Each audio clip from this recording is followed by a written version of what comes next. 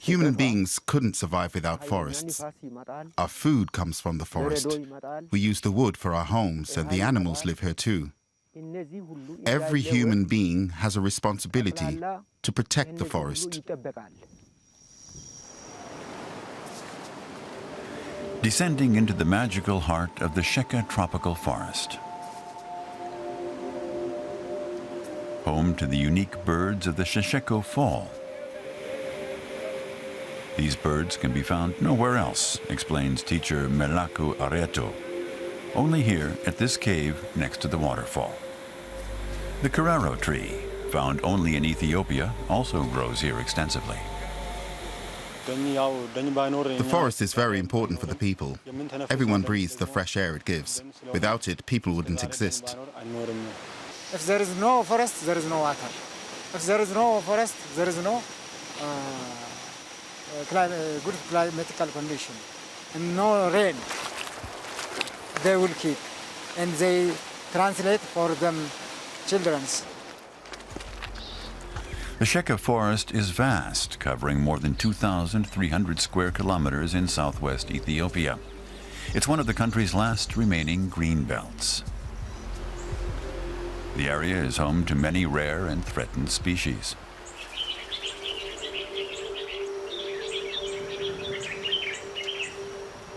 There is a core zone that is specially protected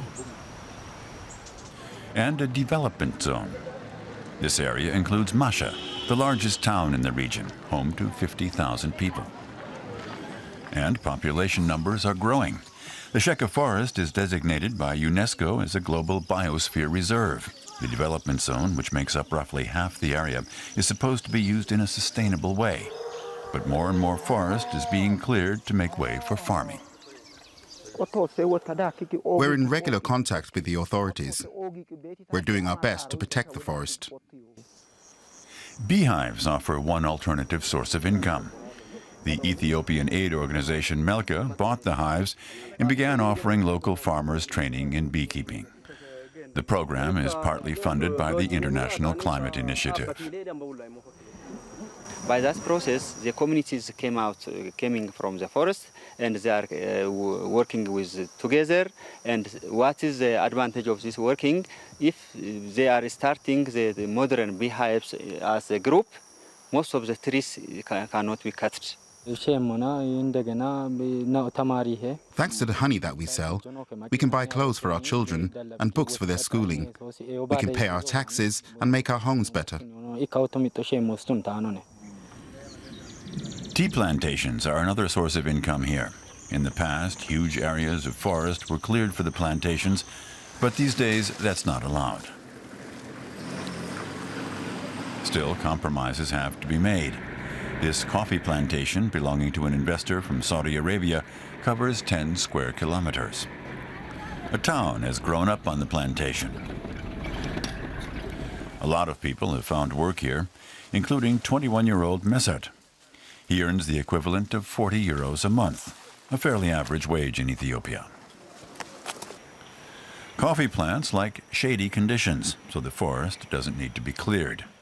A representative from the Forest Protection Authority assures us the project is both sustainable and environmentally friendly. But he too admits compromises have to be made. When the shade is high and when it has an effect on productivity, they have to deduct some trees to get balanced productivity within the protected ecosystem. The lula tree is on the list of endangered species. This one stands in the garden of Dakito Atestata, a respected clan leader. Those who come to listen to him keep a respectful distance.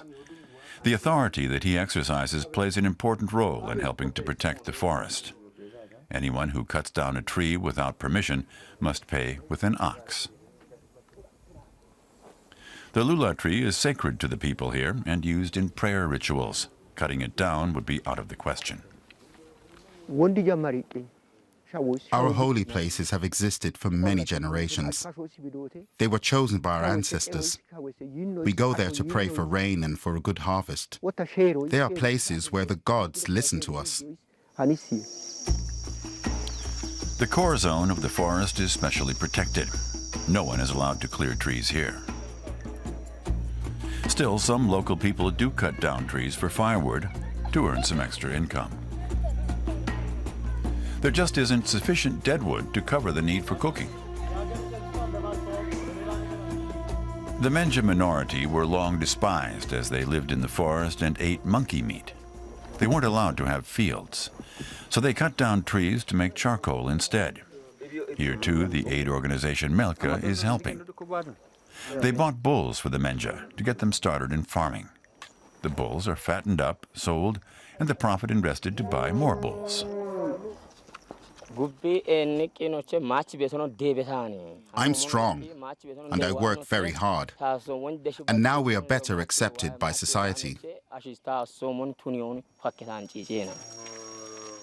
The people of Sheka live in the forest and from the forest, and that's the only way to ensure it remains protected. If our holy places are destroyed and the trees felled, life can't continue.